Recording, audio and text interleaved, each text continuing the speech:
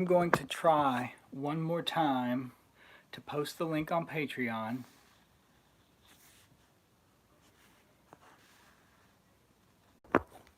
Oh, thank God. There we go. Finally. Oh, okay, I'll give everybody a couple of minutes to get here. There, finally. Good. Good God, guys.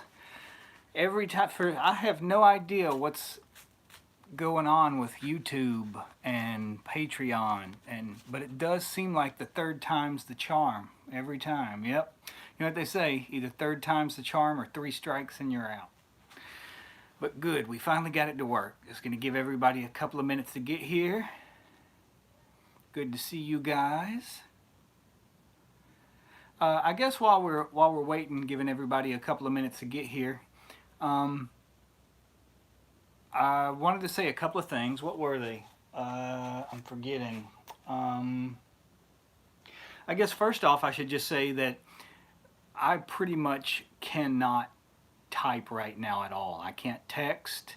I can't email. My hands are absolutely killing me, especially my left hand. It's got to the point where it is, for the past couple of days, it's been absolutely useless. Voice to text, no, it doesn't really work when you're, one of the things that I was trying to do is, on the last live stream we did a couple of days ago, we were talking about like bookending your practices, like ways to start them and ways to stop them, or ways to end them. The first thing you do and the last thing you do, and the first thing you do is it's like a kind of exorcism, basically. You start by, and it can be done, you can ring a bell first or, hit something, but you would say, Haecus, Haecus, este bibeloi. And it's ancient Greek. And what it means is basically depart any foul energy. So you're basically saying, get out of here, magic is about to start. Well, somebody asked me if I would write that out. And, like I said, I cannot write. My hands are just absolutely killing me. But if you try to use voice to text, saying stuff like that, like I tried that, and it mangles, it's nowhere even close to what you're actually saying. So voice to text is not meant for ancient Greek. But that's the thing that I guess we'll start off with, is just the 2 things we were talking about on the live stream the other day. I'll just say them again because it was at a different pledge level and a lot of people weren't on there. We've got a lot more people on here than were on the higher level, so I thought I would, just again start off by talking about what we were talking about then, which was ways to bookend practices. So basically the very first thing that people say, like traditionally, whenever you're starting to do any kind of ritual work, people would say Haecus, Haecus, este bibeloi. And if you want to Google that, Haecus is H-E-K-A-S. So H-E-K-A-S, H-E-K-A-S. Bibeloi is, este is E-S-T-E, I can't remember if it's E-S-T-E or E-S-T-E-I. And Bibeloi, B-E-B-E-L-O-I, I believe it is. But if you just start writing in Haecus, Haecus, the rest of it's going to pop up. So that's usually the first thing, traditionally, like old school magic, that people would do, is give this exorcism. To end practices, like after you've done everything, yes, someone just wrote it. Give me 1 second. Hold on. Where was that at? Yes. E-S-T-E-B-E-B-E-L-O-I. Haecus, Haecus, este bibeloi. And it's like a really mild form of exorcism. It's not exactly like you're driving things out, like people normally think of when they think of exorcisms. It's more like you're giving anything that might be in that area fair warning, saying, I'm about to start, so if you don't belong here, get out. The very last thing you do, after you've done all your ritual work, you're getting ready to close up. The very last thing that people normally say, or that I say, I'll tell you the way I say it. It's called the license to depart. The license to depart is saying if anything has been drawn to this area where you're doing magic, you're saying this ritual is now over and I release you. You can go your own way. But the license to depart, honestly, I think it should be said in your own words. There are traditional ways of doing it. Like you can recite it like a formula, but magic isn't supposed to be like a formula. You learn the formula in the very beginning, but you want to be able you want to make your practice your own. What I say and what I say has kind of been adapted through the years by a bunch of different, other ones that I've read. What I usually say is, I now declare this temple duly closed. Any spirits trapped herein by this ceremony may now depart and return to your own abodes, harming none as you do so. Take with you the blessings of, and then I usually vibrate the name Yeheshua. But once again, you feel free to tailor that. You want to make it your own. But it's, yeah, there you go. Who says that?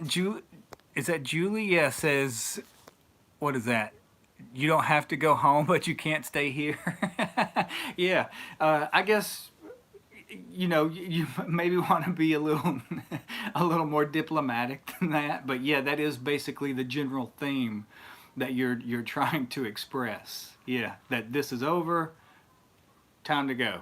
Let me see. What was the other thing I was thinking of that I wanted to talk to you guys about? I have some drawings or some illustrations also that some of you guys saw the other day that we were talking about. Um, just reading what you guys are talking about, seeing what everybody's saying. Give me a second. So did everybody remember to bring your glass of water? Do you have your water? Yes, very good.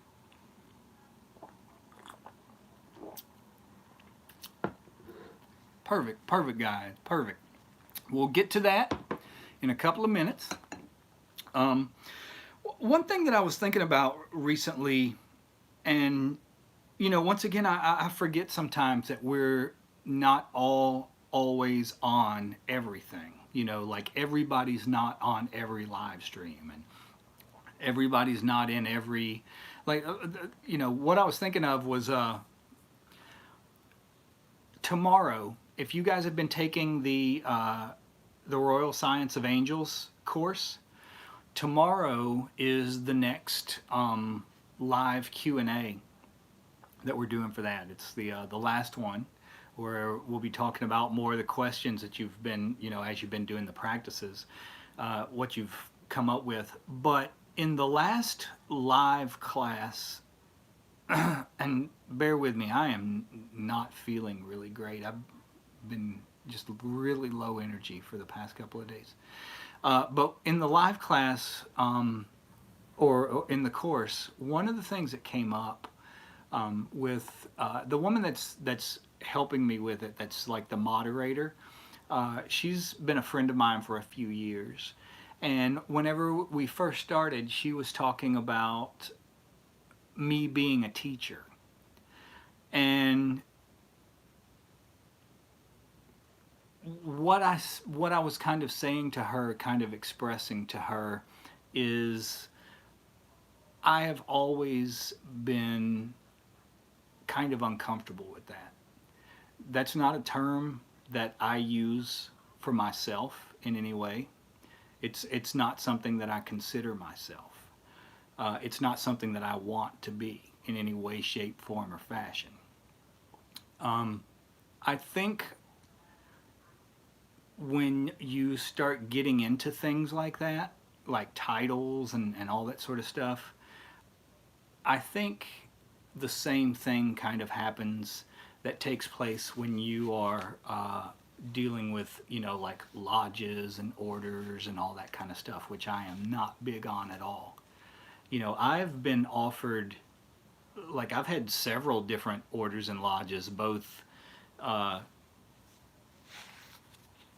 you know, things that people have heard of, like, Golden Dawn type lodges, as well as Crowley-esque type lodges, AA and OTO type things. I've been invited, to take part in several of these things, and I've always said not interested. Thank you, but no thank you. Uh, I prefer to remain an independent agent, so to speak. Uh,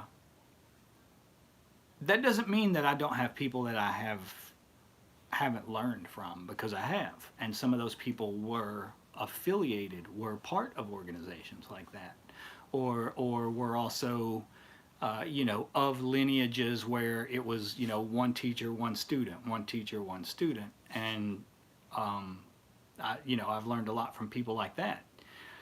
But at the same time, I don't like pledge allegiance or belong to any of that stuff, and I have no interest in it whatsoever.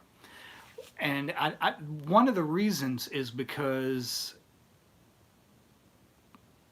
I've, from my own personal experience, what I've seen over and over is people get distracted by horse shit. It turns into, like a lot of drama a lot of times. What happens is people focus more on other people than they do on the path. And and I think it can go both ways.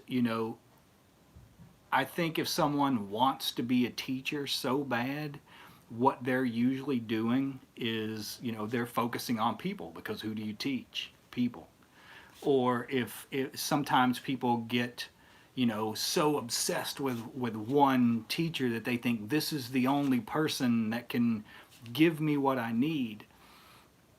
And either way you go about it, you've taken your eyes off of the path, and the path is what's important, not other people. Um, yeah, exactly. A lot of, yeah, click, culty type stuff. Yeah, exactly. Um, so I cannot. Here's the thing. I cannot give you anything that you don't already have to complete this work. You have everything within you that you need to do this work. Basically, what I'm trying to do is leave a record of what I've done and how I've done it, so that if other people want to use it, if it's useful for them, that it'll be there for them to pick up. But I want to do it in a way where if I were to disappear from the face of the earth tomorrow, uh, that work would still be there and available and useful to whoever wanted to use it. Does that make sense, or am I just rambling?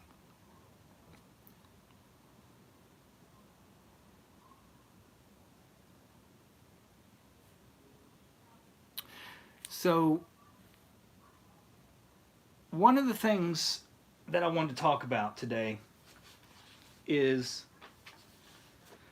exactly what you're doing when you're doing magic, and when you're going through initiations, and when you are building the solar body. Let me see what you guys are talking about. One second. Give me one second.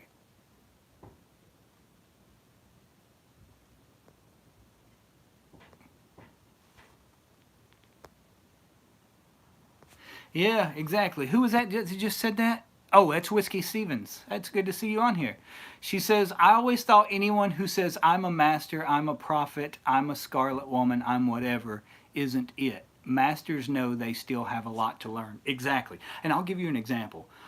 One of the men who I have learned a tremendous amount of I can't even tell you the effect and the impact that this man had on my life with the things that I've learned from him. And he was of a lineage where, it's a student, teacher, student, teacher, student. But this man actually, the man that he learned from is a real master. The man that I learned from even calls this man his master. However, the man that he calls master, he doesn't call him that to his face, because he says if I ever called him that to his face, he would kick my ass. And I think that's the way it's supposed to be. Yeah.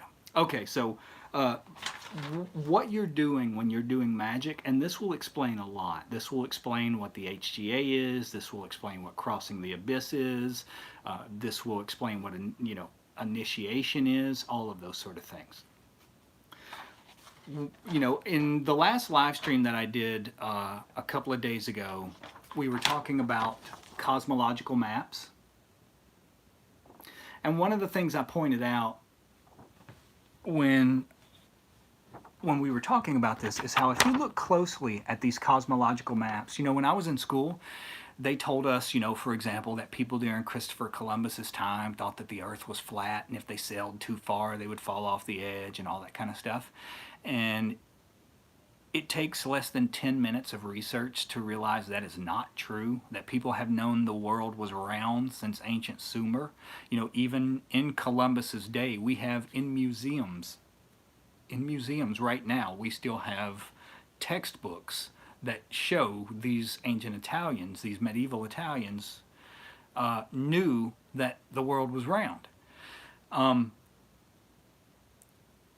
It's kind of the same thing with cosmological maps. What these are, these were never meant to be, these are not models of what they actually thought the universe was like. What this is a model of you. This is a model of your soul. It's a model of your aura. So here's another one. There's all different kinds. But you see Earth in the middle? Earth is your physical body. That's your hardcore flesh and blood physical body. And this one is in Latin. This one is in Latin, but you can still, with Latin, usually make out enough to know what it is that you're looking at. So above Earth, in the center, you have Luna, which is the moon, then Mercury, then Venus, then Sol, or the sun, Mars, Jove. Jove is Jupiter. If you ever hear people say, by Jove, that's what Jove is. Jove is Jupiter. Then you've got Saturn. Well, if you notice, these planets go in the exact same order as ascending the tree of life. For example, yes, exactly, Bonessa, she says, are these corresponding to the tree of life? That's exactly what they are. So, for example, you start off on Malkuth. Malkuth is the very bottom sphere on the tree of life. That's the Earth. When you go up from Malkuth, the first sphere that you come to is Yesod. And what's the planet associated, or they call it planet, it's not really a planet, but what's the planet associated with Yesod? The moon, Luna. And then from the moon, from Yesod, you go to Mercury. Mercury is, Hod. Hod is the 8th sphere. So you go from the moon to Mercury, from the moon to Mercury. From Hod, you go to Venus, or to Netzach, which is Venus. You go from Mercury to Venus. From Venus, you go to Sol, or Tiphereth. Tiphereth is the sun, so to Sol. So what these are, when you're going through initiatory work, what you are doing is activating different levels of your soul, different layers of your soul. So you get to, and this is one of those things also, and I'm going to take one of these off just so I've got a little more dexterity. What was I about to say? Oh, I've seen a lot of new models where people try to impose like the new planets.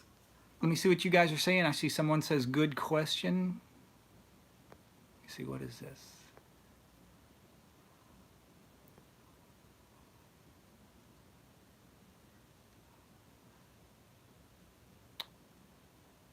I'm just going to keep going. So I've seen a lot of people try to put new planets on the Tree of Life, like map those, and I can't remember what they put on there, like Neptune and Pluto and all of those, and they'll put those up at like Hakma and Kether. Those are not planets. They have no planetary correspondences. I don't know who started that, who put those there, but the correspondences for those. Okay, look at this. You see how when you get to Saturn, above Saturn, that's the zodiac, the 12 signs of the zodiac. That's the next ring. And then you see above that, the next one is the 36 deacons of the zodiac.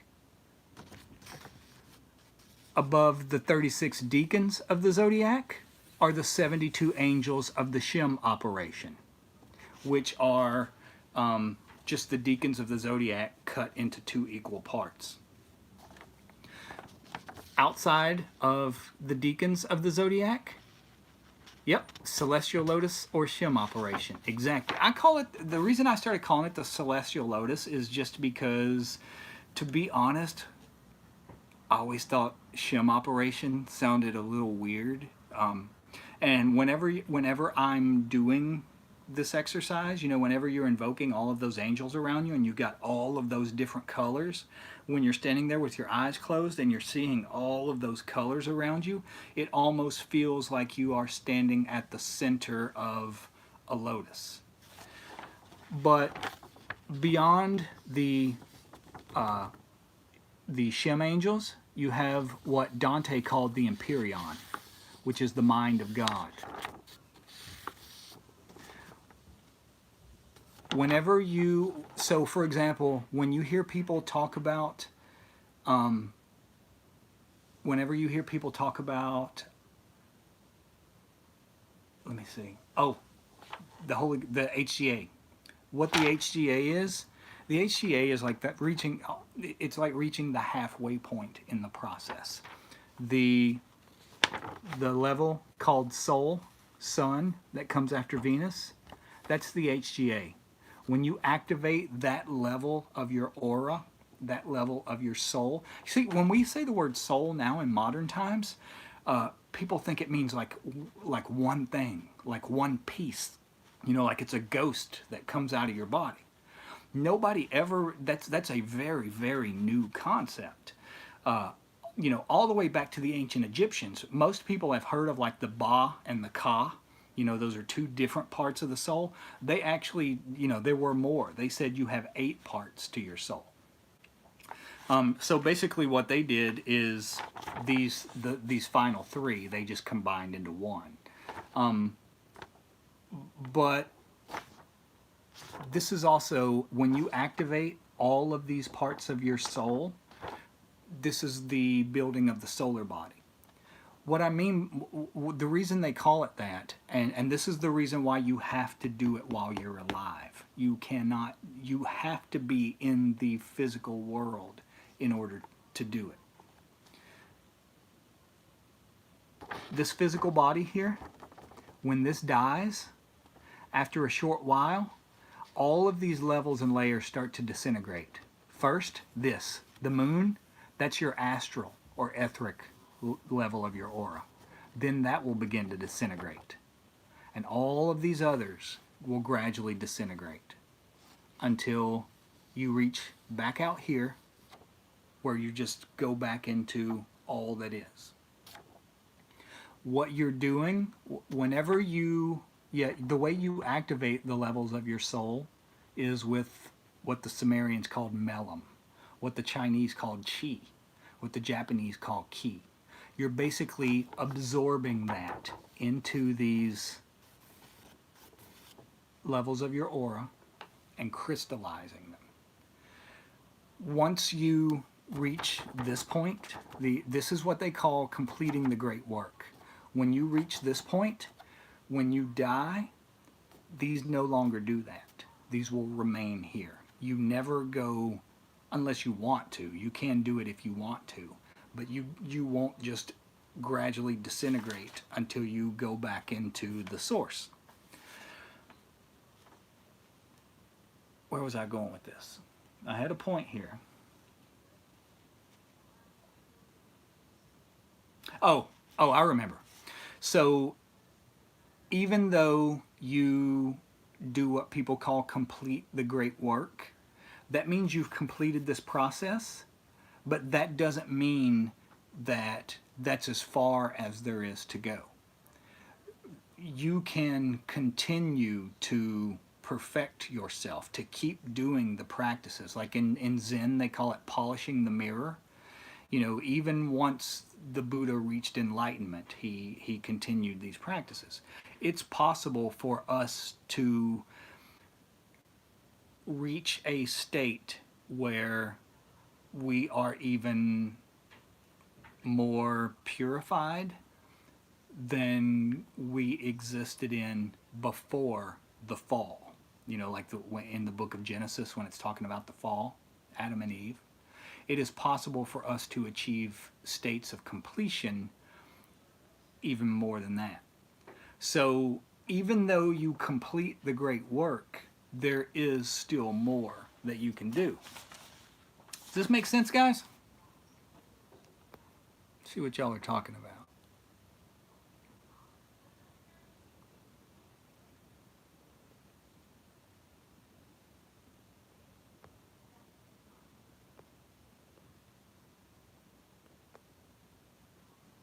See what you guys are saying. Just give me 1 second.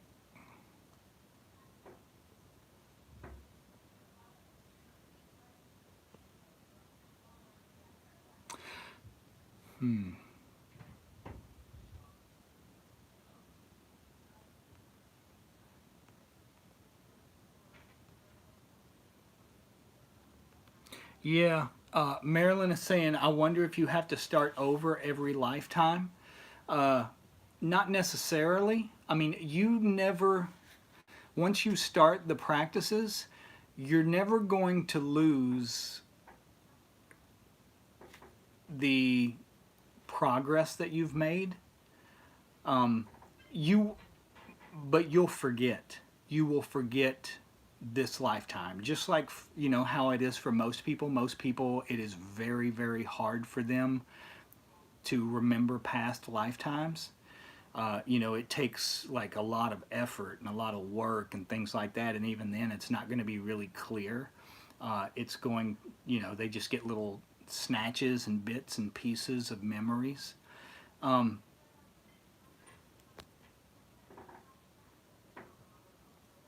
If you complete the great work, you don't forget anymore.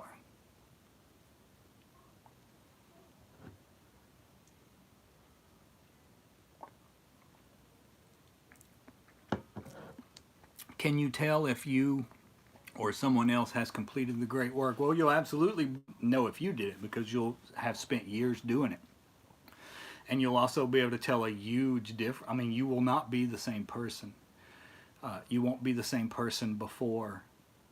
You know, there are times when you will look back over a period of, you know, like 2 weeks and be amazed at how your thinking has changed and how your, you know, emotional stability has changed. I guess one of the ways you can tell is fewer and fewer things will shake you. You know, will rock your foundations, will make you lose your equilibrium. You will become very steady in a lot of ways, if that makes sense. Yeah, there are lots of examples of people who have completed the great work. And if you look at, I mean, and you, I mean, Athanasius Kircher, Dante, that's one of the things. These aren't the cosmological models and the tree of life. Those are not the only models of this work. Like, for example, if you look at Dante's work, he wrote Paradise, and he describes his trips through heaven and hell, and I mean, he talks about going through these layers of heaven to reach the mind of God. Let me see what you guys are talking about. Yep, exactly. Levy said that being stable is one of the steps and gifts of moving towards accomplishing the great work. Absolutely, that is absolutely true. You get upset over less and less in the world. It just doesn't pool your energy the way it would have before. You don't get wrapped up in things and consumed by things. You just maintain a kind of equilibrium. You aren't dragged by your passions. Let me see what you guys are saying.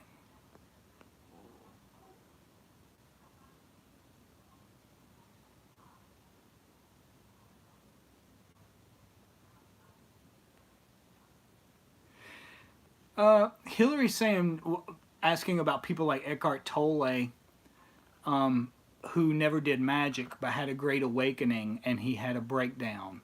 Uh, that's the thing. Magic is not the only way to do this work. I honestly believe if I didn't believe this, I wouldn't have dedicated so much time to it. I do believe magic is the fastest way to do this work. Everybody's doing this work.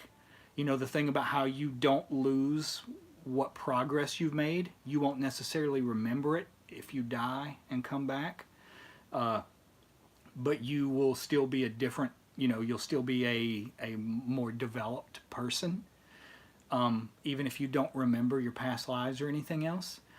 Uh, for example, you can do this work with Taoism. You can do this work with Buddhism. You can do this, but a lot of those practices are designed to do this work over several lifetimes, whereas magic is designed to do it in one. This is the I believe this is the absolute fastest way to do this. Does your consciousness live on if you complete the great work? Absolutely.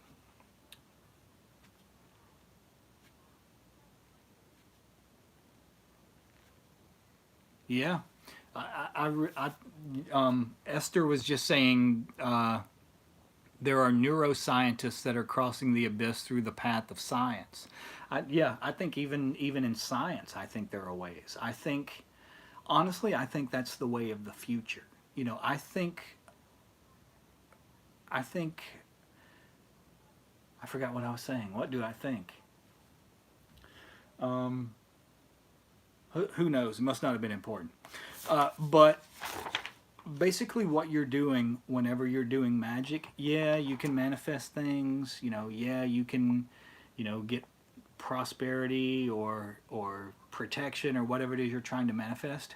But those are not the main reasons that we do magic. The reasons that we do magic is to do this, to complete this great work. And here's the thing also, you know, we talk about like changing the world, like having an effect on the world, making the world a better place. If you complete this great work, you will make the world a better place just by your very existence. Someone who is in a state of consciousness that's still here, like someone who, and what I mean by here, like the earth level of consciousness, which to be honest is probably where I would say 90, 95 to 99% of most people are. they aren't able to perceive anything around them other than the physical world, flesh and blood. What were we talking about? Physical world, flesh and blood. Oh, people that are doing that, like the only way that they have to change the world is with their hands or with their mind, to directly affect things.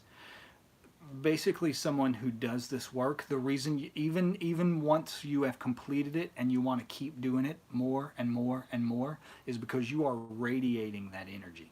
You're radiating it out, and it will change everything that it touches.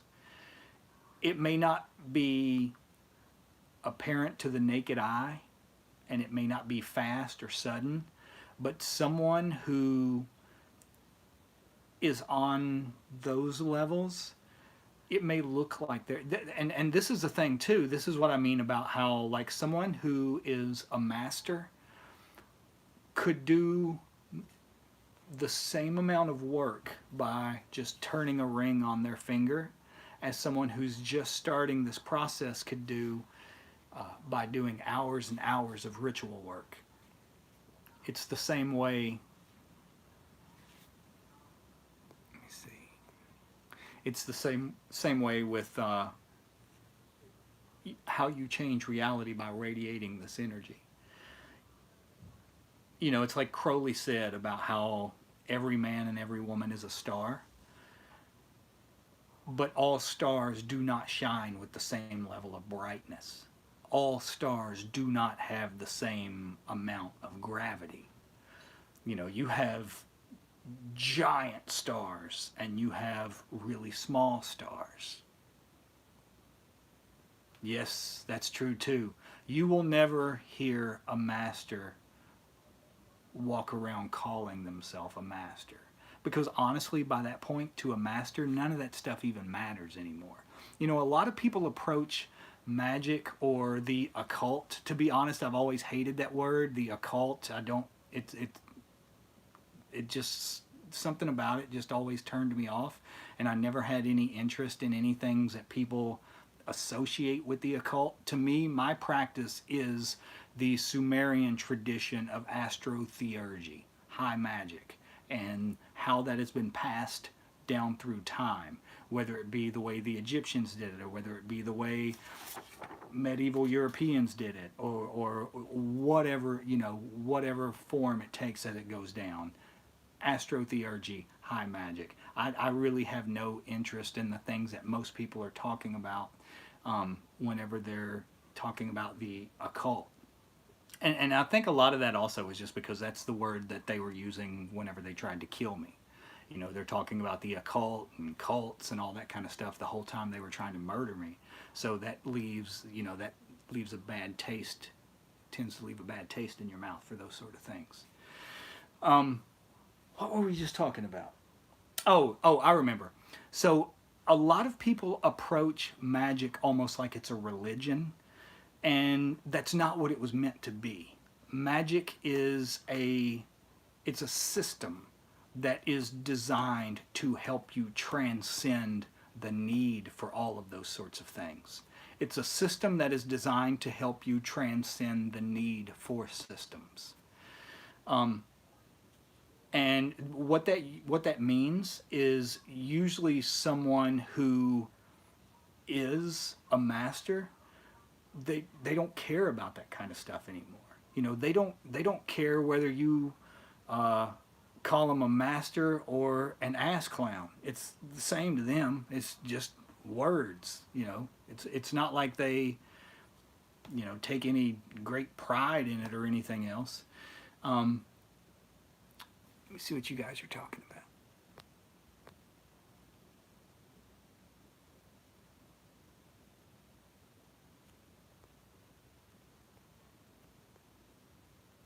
One second.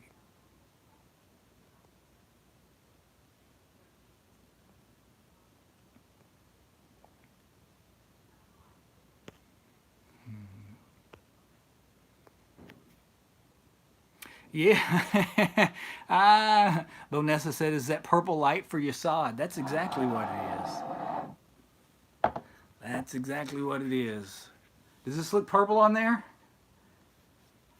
On my screen, it just looks kind of white. Yes, we are going to start doing we're going to do the middle pillar. We're not going to do it tonight because we're already 40 minutes in. What we're going to do tonight is something else, and then we are going to start doing the middle pillar as a group. Tomorrow is the class, the Angels course. So I won't be able to do it then, but I don't think I have any appointments the next day, day after tomorrow.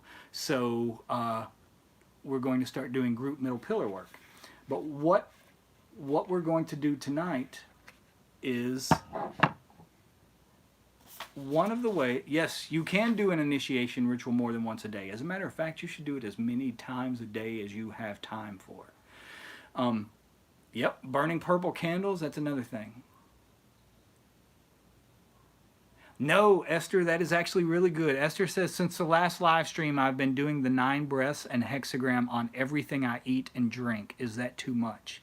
It is absolutely not. You want to incorporate ritual into every single aspect of your life. Basically, what you're doing what we're about to do in just a second, when you're invoking Yasod, you are feeding the moon level of your soul, the first level. So that's the one that has to do with like psychic intuition, being able to perceive the energy level of reality, all that sort of thing. You're feeding that part of yourself.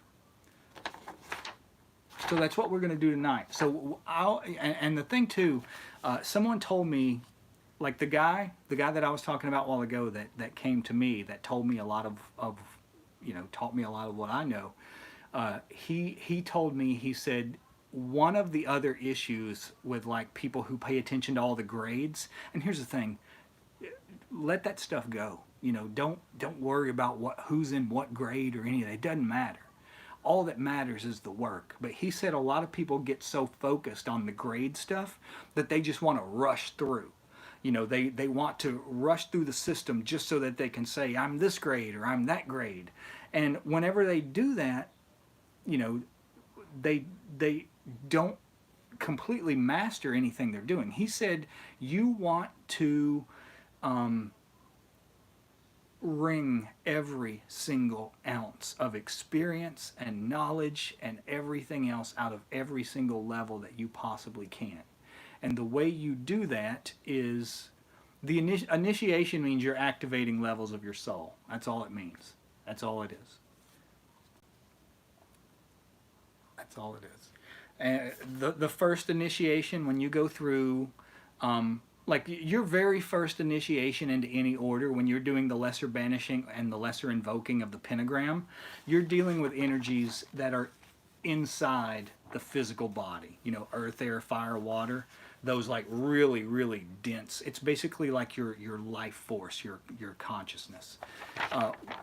The next level, the next level of initiation that corresponds to Yasod is you are activating that. That's all an initiation is. When you're initiated into each level, all it is activating different levels of your aura. Now the thing is, and you'll hear people say sometimes that no one can initiate you, that you're actually initiating yourself in a very real way. That's kind of true. All that's happening when you go through an initiation ceremony is that people are helping you to jumpstart. So for example, what we're about to do in just a second with this ritual to feed the lunar aspect of your soul is, what was I saying? Feed the lunar aspect of your soul.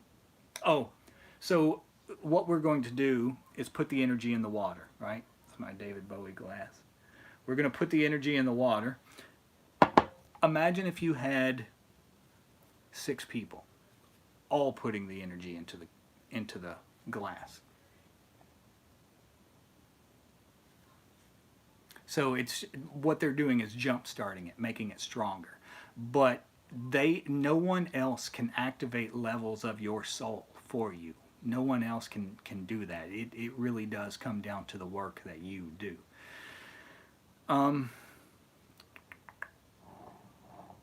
Very good.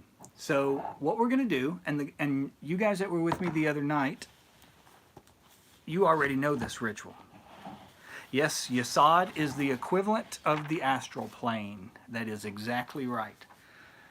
You'll also hear people say that whenever you're doing work on the astral plane, you're still inside your own soul. This is what they're talking about. But the other day, and let me show you one thing real quick. Let me find one piece of paper that I had. Here we go. Got it. One second. Let me get this out of the way first so I can show you this. You guys that were with me the other day, you've already seen this. So whenever you're doing any kind of planetary work or any kind of initiatory work, you use hexagrams. Hexagrams represent planetary energy. Pentagrams represent or are used for elemental energy. You know, earth, air, fire, water. Those are what you use pentagrams for. You use hexagrams whenever you are doing planetary work. So look at this, and you can take a screenshot of it, which somebody said the other day. You can draw it out real quick yourself. But this is, okay, someone just asked, is this backwards for you? Okay, let me try to describe it.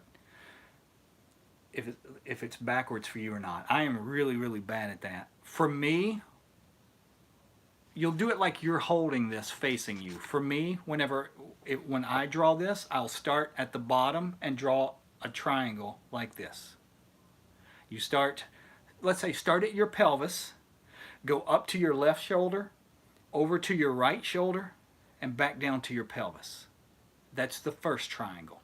Pelvis, left shoulder, right shoulder, pelvis. That's the first triangle. Second triangle, forehead, right hip, left hip, back to forehead.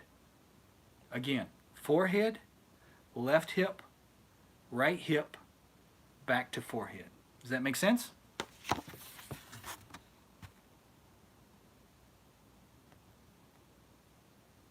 So whenever you're doing this ritual, and we're going to do it in a way right now that's an abbreviated way. Yes, clockwise. Clockwise for invoking. You always draw it clockwise for invoking. But for every planet, you start at a different point on the hexagram when you're drawing it. You know, like you might start here for one, you'll start here for one, here for one, here for one. This is the lunar hexagram for the moon.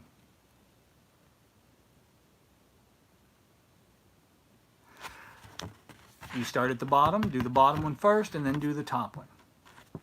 So whenever, you know how you do when you're doing the lesser banishing or the lesser invoking, you know how you draw pentagrams in all four corners? And you've got that line of white light connecting them. So you've got a circle of white light around the room, and then you've got a pentagram in each of the four directions. You do the same thing with this, only you do the hexagram. Instead of pentagrams, you draw the hexagram, and you can do it either in gold light or you can do it in purple. It's your preference. I always do gold just because I can see it better. You know, when I'm visualizing it, I can see the gold better than I can see the purple. But I do draw the moon in the middle in purple. But you would do this the same way you would do your pentagram ritual, only with this hexagram in every corner. You charge every hexagram with the word Ararita, A-R-A-R-I-T-A. You charge the planetary symbol in the middle of the hexagram with the God name associated with the sphere on the tree of life. Since we're using Yesod, that would be Shaddai El Kai. That's what we're going to do. Here, instead today, and I want to eventually get like, you know, whenever I've got my actual temple set up, I want to get somebody to help me like put cameras in the corners and stuff facing in the room so that I can actually, you know, walk around and do like pentagram and hexagram rituals and stuff like that and film it and you guys can see it. I don't know how to do any of that stuff by myself, and it'll have to be after I get into the new place.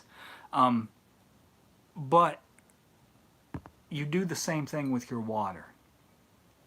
What we're going to do is you're going to draw the hexagram over your water glass. Gold triangle, gold triangle. Inhale and feel the earth. Thrust your fingers through the center of the hexagram and vibrate Ara Rita. Draw the moon in the center. Feel the earth with light. Thrust your fingers into the center of the moon and vibrate Shaddai El Kai. So with Yesod, Yesod is the ninth sphere on the tree. Malkuth is 10. Yesod is 9. So since the number 9 corresponds to Yesod, we are going to inhale 9 times and fill the earth with light beneath our feet. After that 9 times, we're going to let all of that energy come back up through us as we draw the hexagram over the water. Make sense? Yes, 9 breaths for the 9th sphere. Yes, exactly. Okay, so you guys ready to do this? I'm not going to stand just because if I do, then basically you would not see anything but my stomach. So I'm going to sit here. You can stand if you want to. I actually like standing better when I'm doing this work just because you're, you know, a straight line. The energy moves, whatever. Okay guys, let's do this. We're already 51 minutes in here. Hopefully I haven't rambled too much today. Okay, close your eyes. Feet flat on the floor. And we're going to inhale 9 times. Inhale. Hold it. Exhale. The air goes out, but the energy stays in. Inhale and see the earth beneath your feet glow even brighter. Hold it. Exhale. Air goes out. Energy stays in. Inhale again and see it glow even brighter. Hold it. Exhale.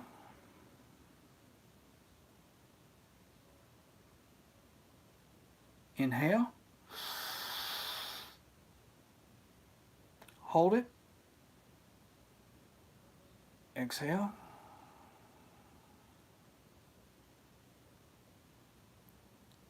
Inhale. Hold it. Exhale.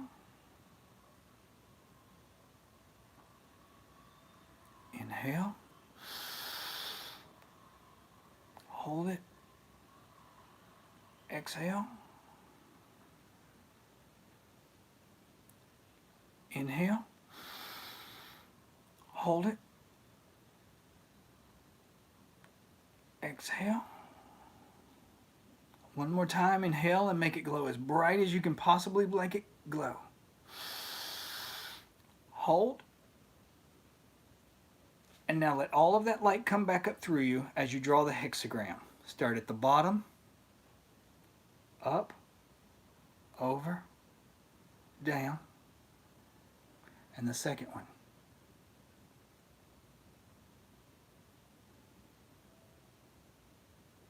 Now see that flaming gold or purple pentagram, your preference, over your water glass.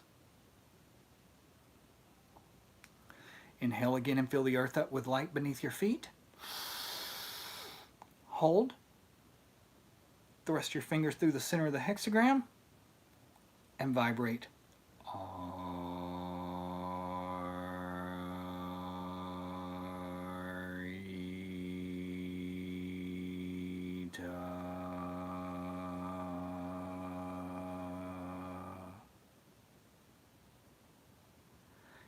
and fill the earth with light beneath your feet. Draw a purple moon in the center of your hexagram.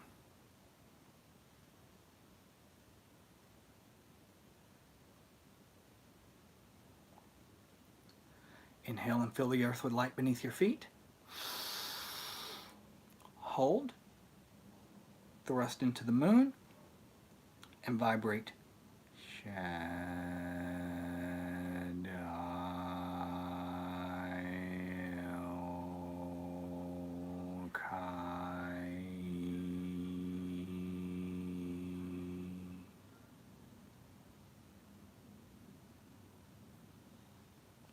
And then drink the water.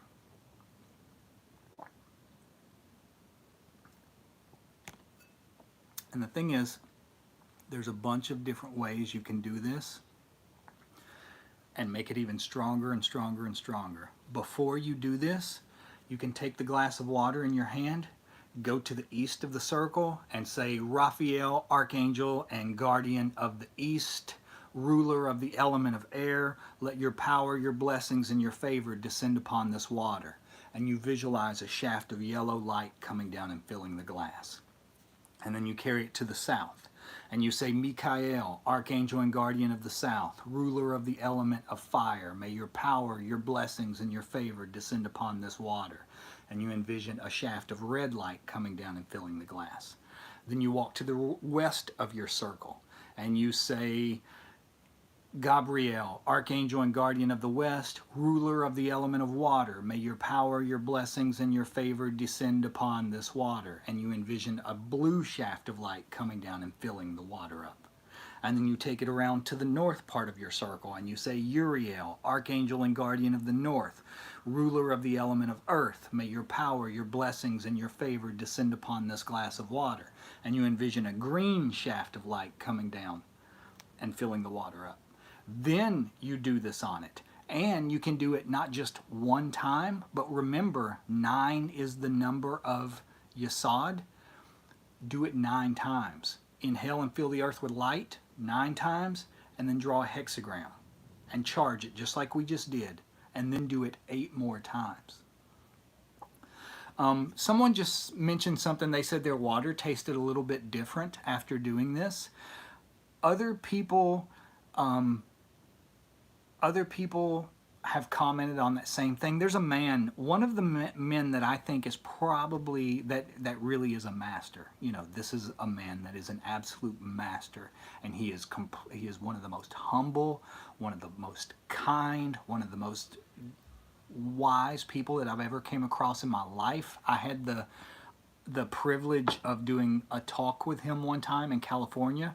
It's a man named Robert Peng, P-E-N-G. He is a Taoist master.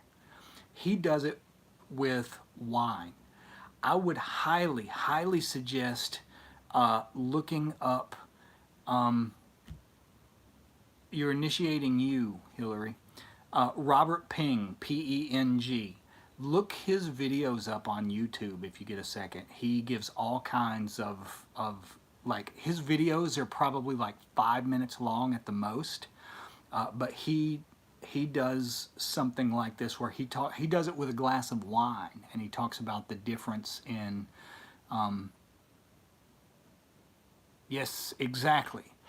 Ararita means one is God's beginning, individuality, and God's permutation is one. Yes. But Robert Peng, I would highly suggest looking up some of his videos. He talks about the same thing, and he gives all these exercises. For example, one of them that teaches you to perceive energy is you basically envision a shaft of light coming out of these 2 fingers, and you hold this hand like this, and the first thing you do is move the shaft of light so that it's touching your hand. You close your eyes and you move the shaft of light back and forth so that it's touching your hand, and you try to feel it, try to feel the force that it exerts against the palm of your hand, and you just go back and forth doing that. Second part is you let the shaft of light penetrate your hand to go all the way through and come out the other side, and move it back and forth going through your hand. And feel the difference in the way it feels when you're holding it out and just feeling the pressure pushing against your hand versus when you feel it going all the way through your hand. You know, he gives really simple, easy to understand exercises like that that are amazing. P-E-N-G is how you spell it.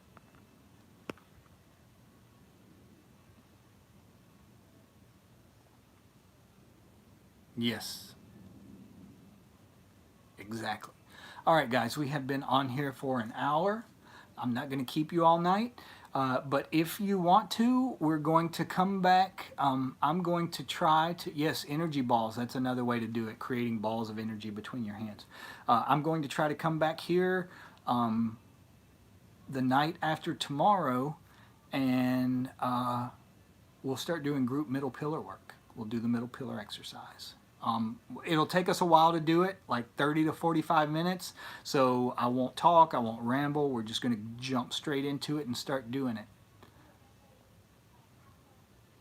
Guys, I just really want to say, again, thank you guys so much for doing this with me, for supporting me on here, for being with me, for caring about this kind of stuff, for doing this, you know, this work with me. I can't tell you how much I appreciate just your support on here. Truly, there's no way to even for me to even begin to articulate it. I appreciate you guys more than I could ever say. Okay, I hope y'all have a good night, and hopefully I will talk to you back here day after tomorrow, unless you're on the Angels course, and then I'll talk to you tomorrow. Okay, guys, love you, and talk to you later. Bye-bye.